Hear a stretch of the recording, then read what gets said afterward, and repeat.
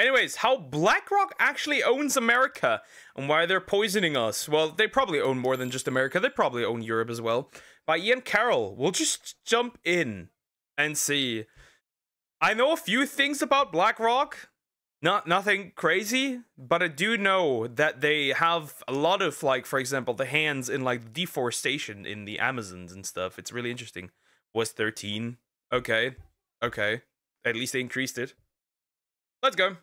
There is a single company that controls the entire military-industrial complex, the whole food industry, the oil and energy sectors, every plane, train, and most cars in America. They own the water utility companies, the hospitals, and the funeral homes. This one company that controls just about every other company and corporation in the Western world. And today, I'm going to show you with publicly available open source information that's easy to find for yourself who this is and how we know it. We are, of course, talking about the BlackRock conspiracy. It's one of the most widely known and also widely misunderstood conspiracies of our day. So today we're going to unpack the real BlackRock conspiracy. What do we really mean when we say that BlackRock owns everything? I've been doing this research for about 2 years now, and I think it's fine.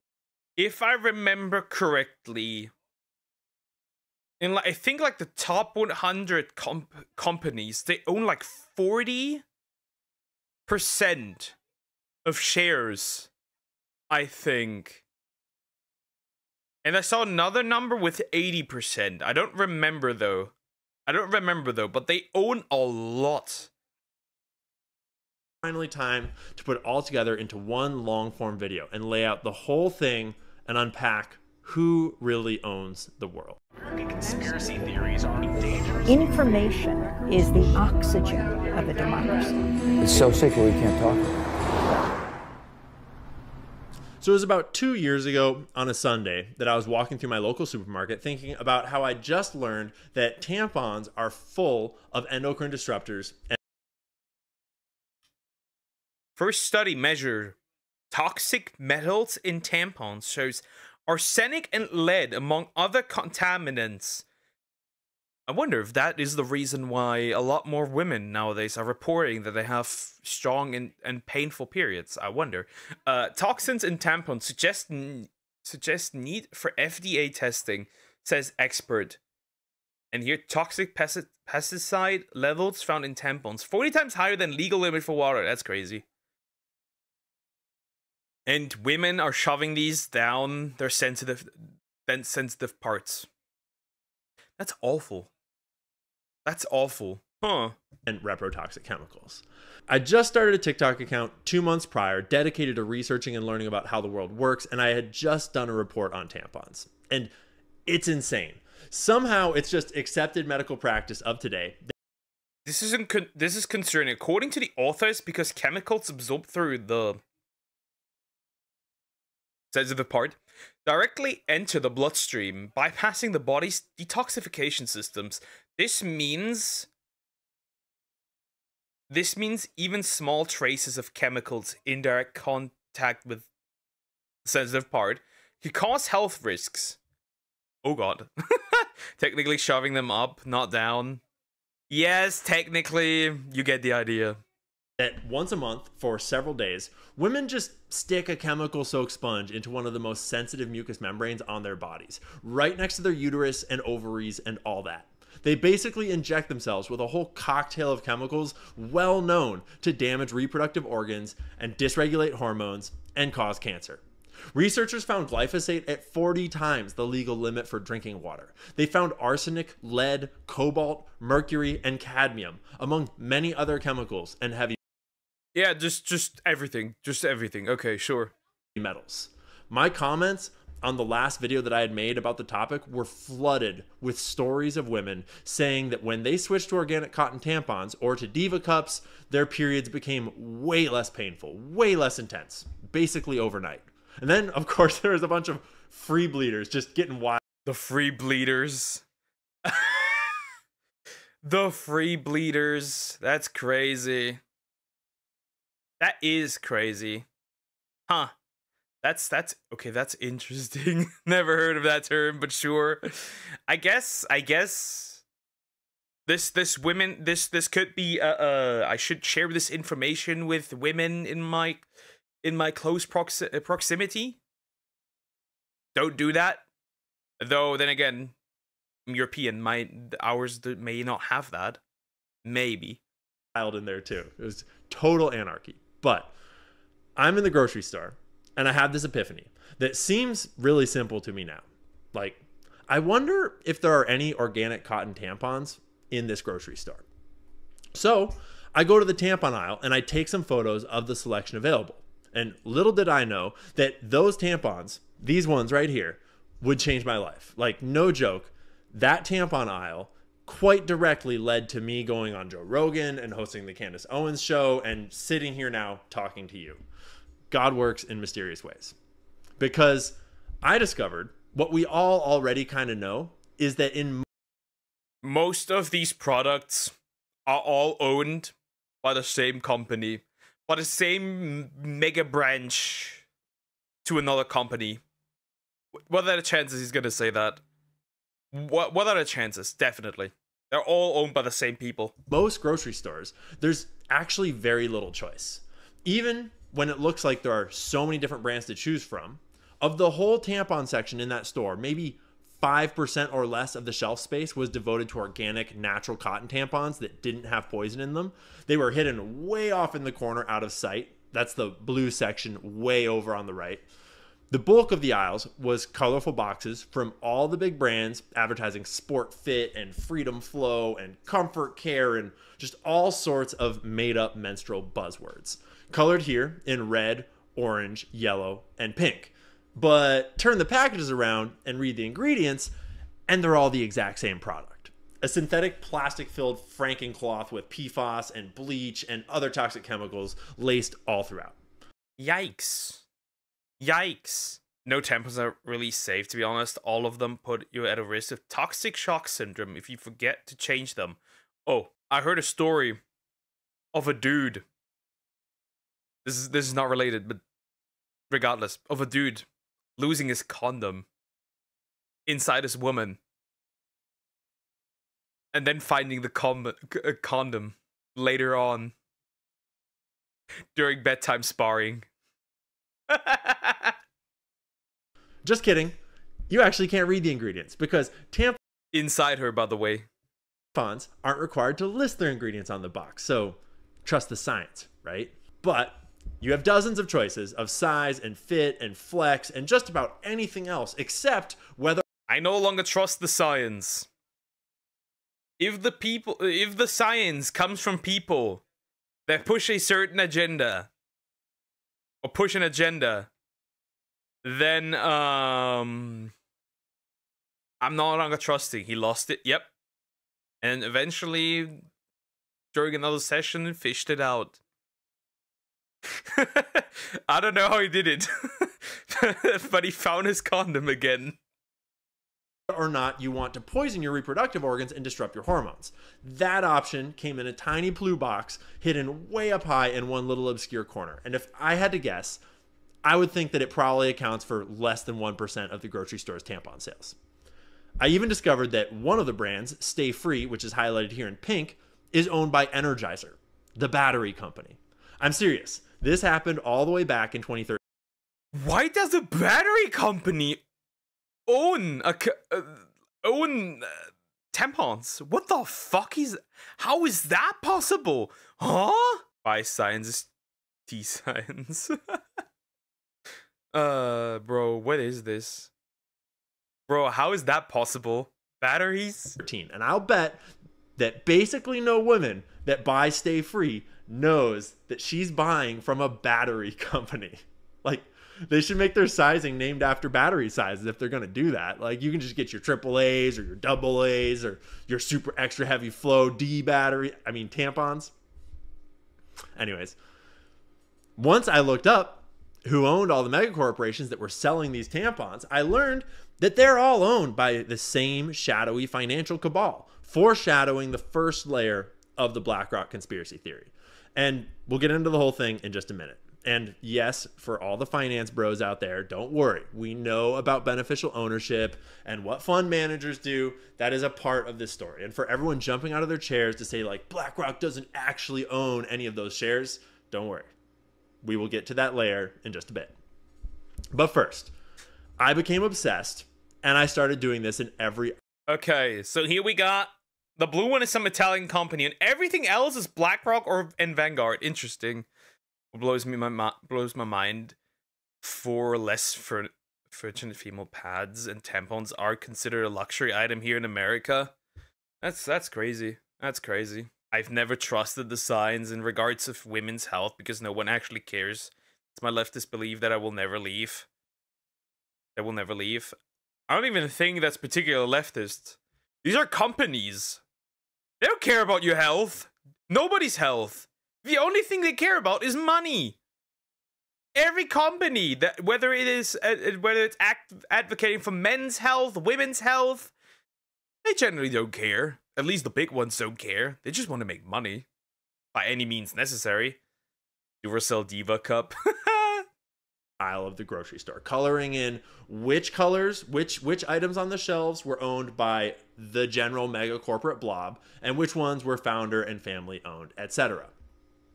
I did shampoo and deodorant and baby food, and I found out that some aisles are even worse than the tampon aisle.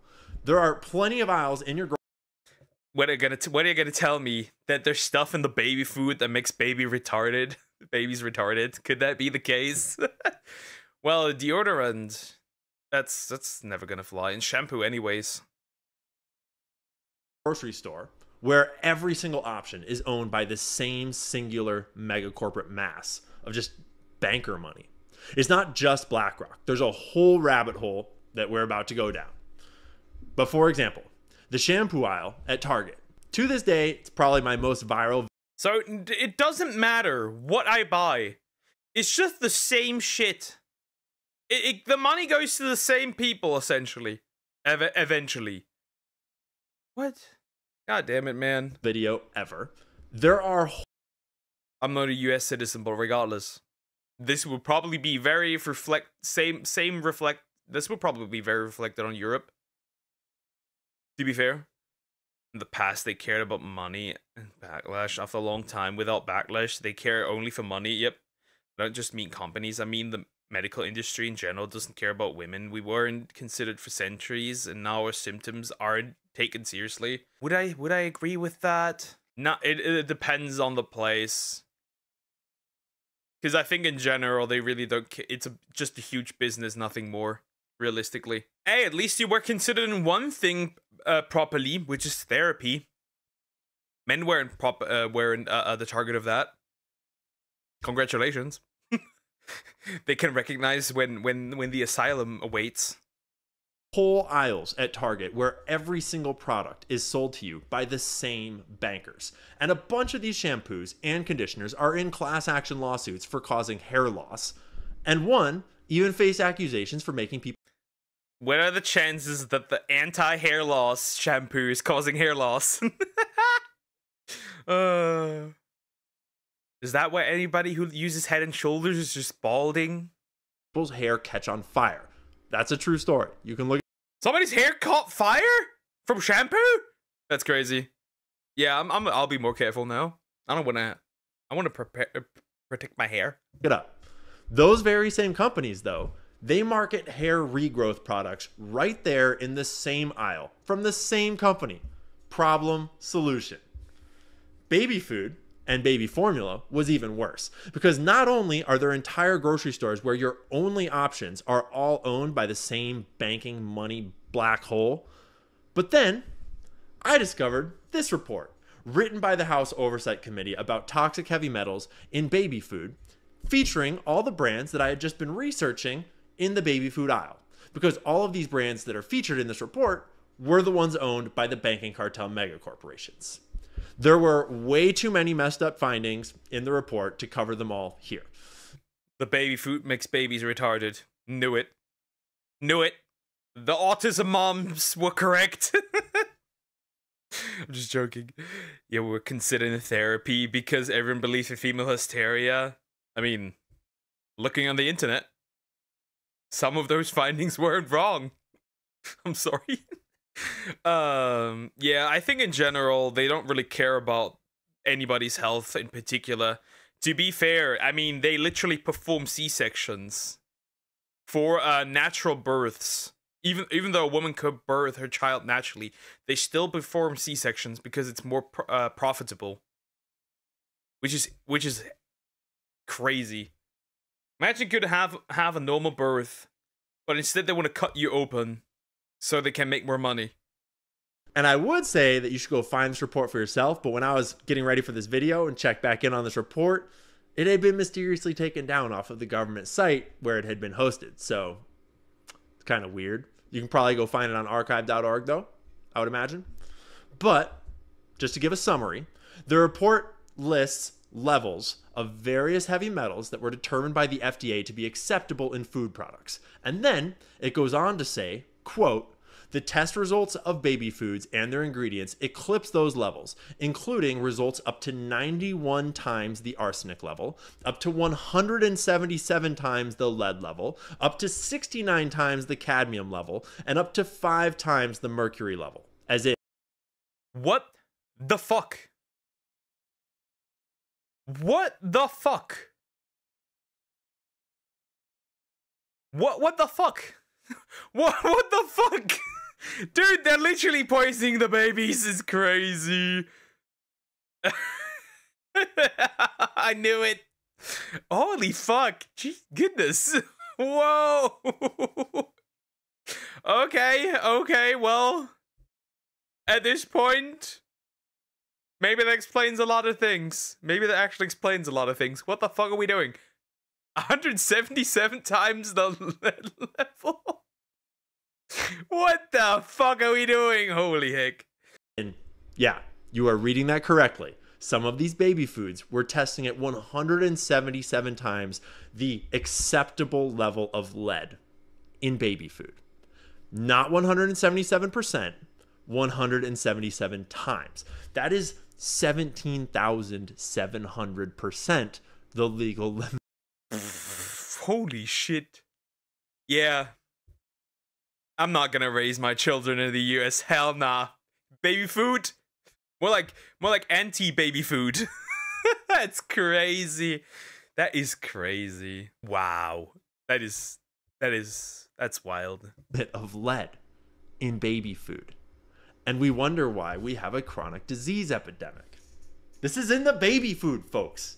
It's babies. It's not even the regular food. If that's in that's in baby food, right? If that's in baby food. At this point, I'm correct.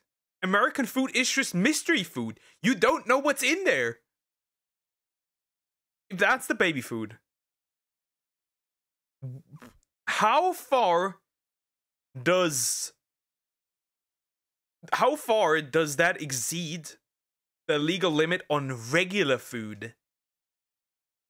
Wow. But I didn't stop there. I looked up everything from detergent to cereal. Remember, colored in red means it's owned by the same banking cartel, most notably BlackRock and Vanguard and State Street. We'll get to that in just a minute. I did sauces, ice cream, dressings. Some types of products had more variety than others. Some aisles had a lot of family and founder-owned brands to choose from. At this point, the thing is, like, the problem is that people don't have the money to do this, right? They can't just escape and look at like some family-owned branches and like you know, just like stuff that's free from that and not owned by those mega corporations. What do you do here? But in the end, you start to realize what many of us all already. I can't zoom in, but essentially everything's owned by Nestle, PepsiCo. I don't know what that is. Kellogg's, Associated British Foods, the British, whatever that is, I can't read that. Mondelez, Mars, Danone, can't read that. Coca-Cola.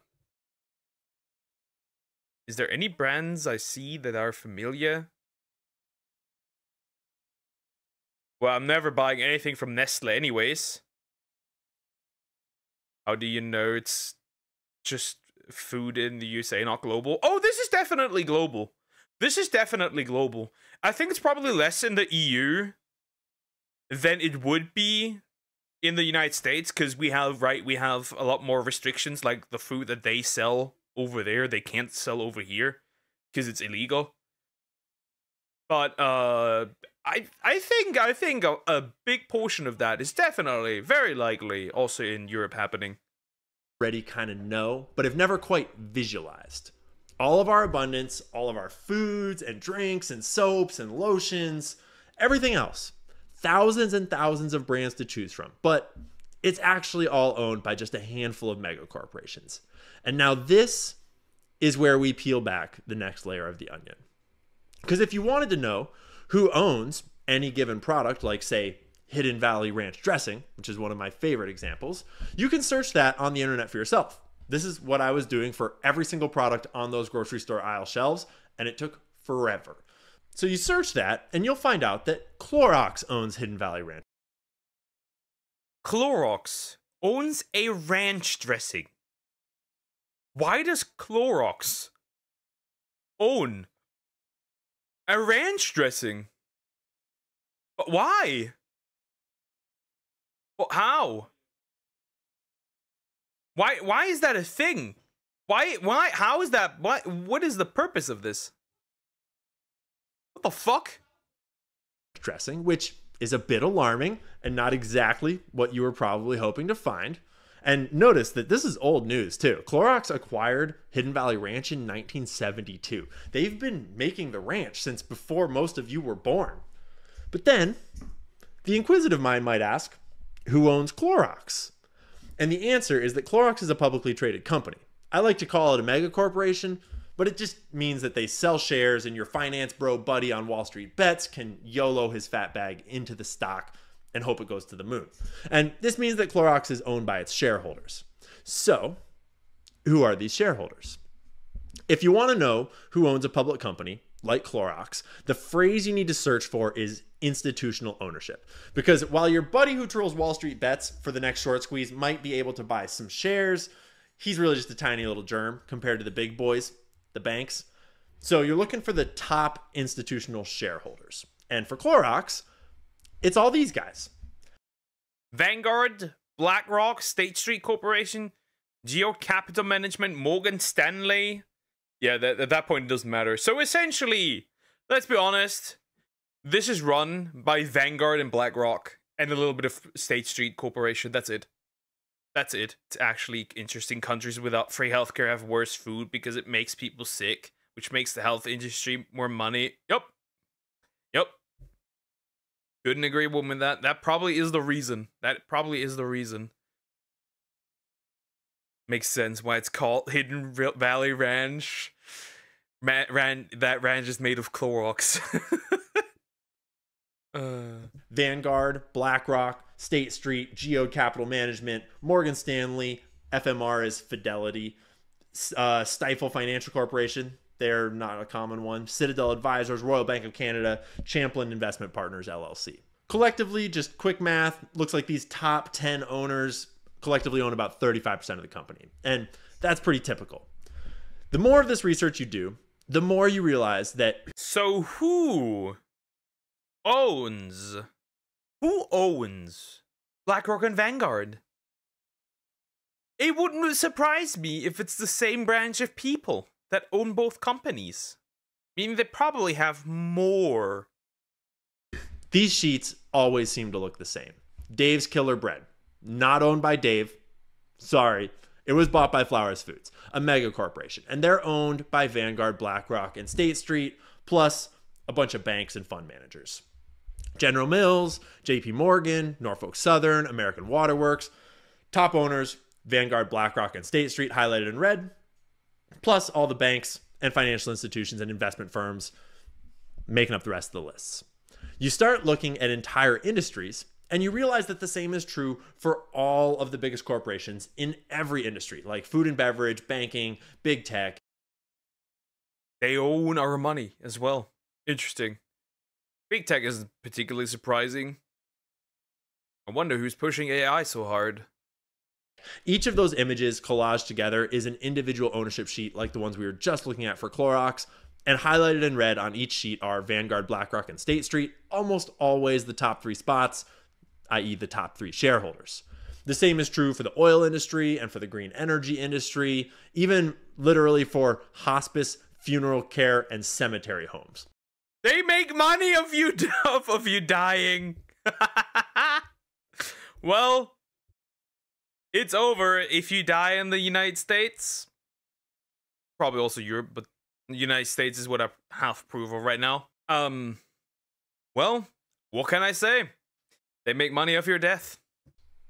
They're buying those too. Because if you're gonna make money poisoning people right out the gate in the baby food, I mean, why not also make money when they die, right? So, as I did all this research across basically every industry in the economy, I found the same major thing over and over and over again. It's a big club, and we are not in it. So naturally, I got curious just how much. Well, then we have to get into it. We have to. We need to.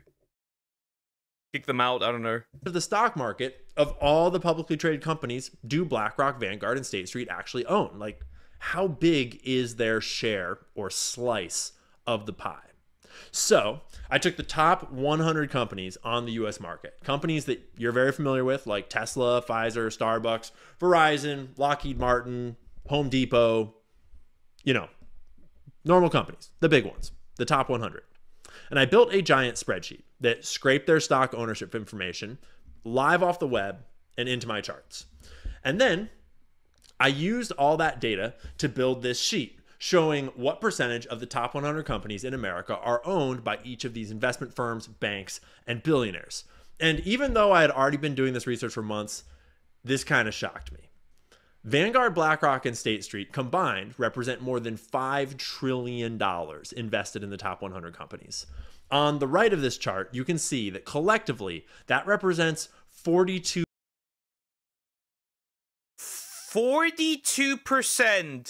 These three own 42%.